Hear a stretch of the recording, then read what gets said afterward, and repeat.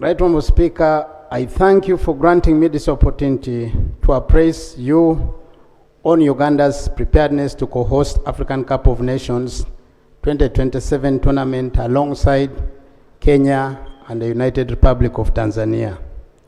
This follows concerns raised by Honorable Kasule Ismail, a Member of Parliament from Hoima West Division, on this matter of national importance. Right Honourable Speaker and colleague, co-hosting a tournament of the magnitude and the complicity of the African Cup of Nations is not an undertaking that can be delivered by one ministry, department, agency, or sports federation acting alone. It requires a well-coordinated whole-of-government and whole-of-country approach.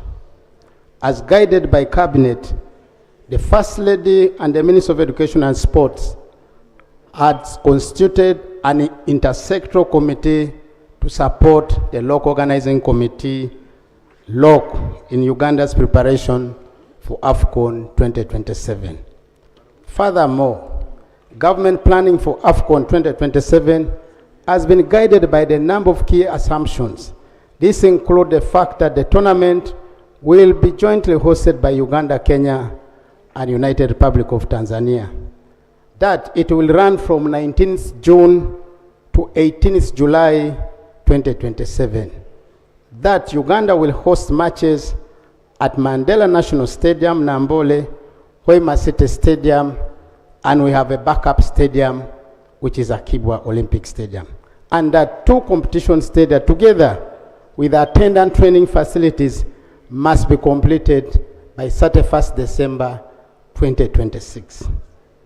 In 2024, Cabinet not only approved the government guarantees to the Confederation of African Football, but also approved a budget of 1.35 trillion towards the infrastructure, logistical, operational costs associated with the preparation for both African Nations Championship CHAN 2024 and AFCON 2027, including Uganda's obligatory commitment fees to CAF. In addition, government has approved 905 billion to meet contractual intersectoral funding and administrative requirements for AFCON 2027. Right Honourable Speaker and honourable colleagues, additional commitments include following major intervention. 1.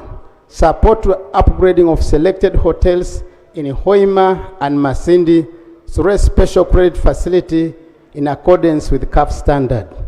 2. Upgrading priority access roads, pedestrian walkways, and street lighting around Hoima City Stadium and Mandela National Stadium.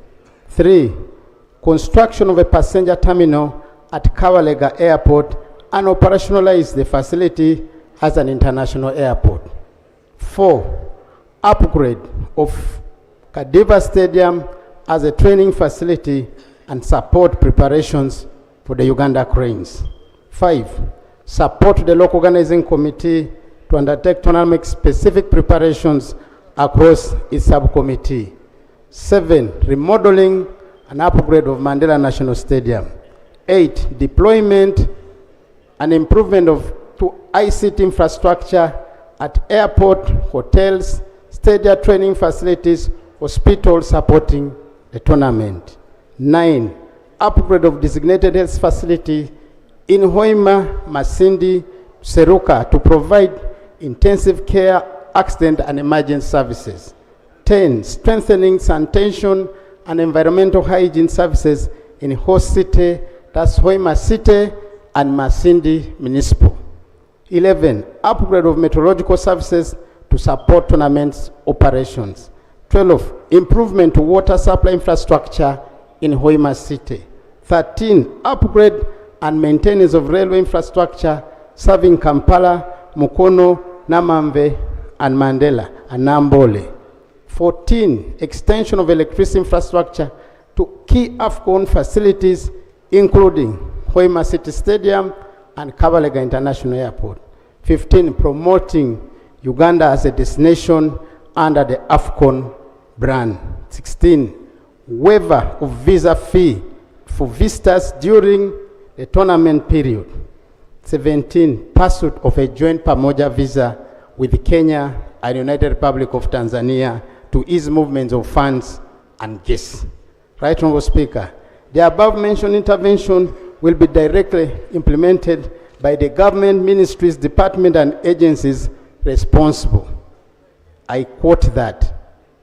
The above mentioned intervention will be directly implemented by government, ministries, departments, and agencies responsible.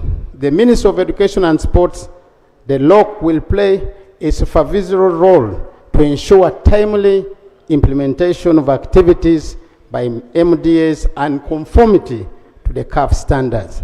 The detailed update on infrastructure development in the preparation for AFCON tournament is as follows.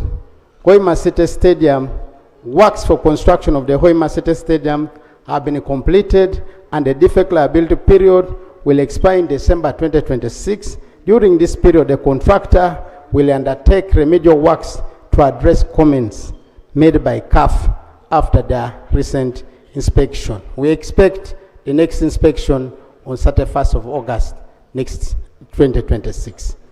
Mandela National Stadium. The Memorandum of Understanding between the Ministry of Education and Sports and the Ministry of Defense and Veteran Affairs for design and build works for expansion of Mandela National Stadium, Nambole, under Phase 2 was signed on 26 February 2026. Under this phase, we expect, among others, the following: upgrading seating capacity from 38,000 to 45,000, improvements and expansion of the VVIPs and VIP launches, improvements in the media tribune, stadium media center, press conferences rooms, mixed zones, spectators-related areas, medical areas, among others. Right, Honorable Speaker, the contractor has completed design reviews and incorporated all observations raised by the Confederation of African Football. Structural integrity tests have also been successfully undertaken, confirming the project's readiness to proceed. The contractor remains scheduled to complete works within the timeline stipulated by CAF, that's 31st December 2026. Chambogo University Training Facility. Phase 2 construction works are progressing well and the facility is expected to be completed by August. Makere University Training Facility. Construction works are ongoing. Completion is expected by August. Hoima Boma Ground. The project is on course for completion by September this year. Masindi Municipal Stadium Training Facility. Construction works are ongoing. The facility is expected to be completed by September this year. Fufa Kadiba Training Facility. The BOQs and architectural design for Kadiba are being finalized and the site will soon be handed over to the UPDF Engineers Brigade. The scope of works include remedial works on the pitch and installation of floodlights. We envisage to complete the works by December. Why the delay? The stadium was being used by the Federation because it's a Federation facility till the end of the calendar year for football competition, which ended recently. Satito Winyi, Secondary School Training Facility. The process of acquiring land at Satito Winyi is concluded and the Ministry of Works Transport is preparing the BOQs. Works will commence in August 2026 and will be completed in December. Why the delay? There was a complaint on the land. And as per the guidance from Attorney General, government cannot invest resources where we do not have exclusive ownership of the land. So the two parties had to be brought on board and finally there's a consent to that effect. So now we are ready to start work. Upgrade priority access roads, pedestrian walkways, and street lighting around Hoima City Stadium and Mandela National Stadium. Government is implementing a number of strategic road projects aimed at improving access to AFCON 2027 competition and training venues, while also easing traffic flow within the host cities. The works cover Jokers, Uganda Christianity University Road, 13.2 kilometers. This road is going to be completed and worked on, and that helps us ease traffic on the main Jinja Highway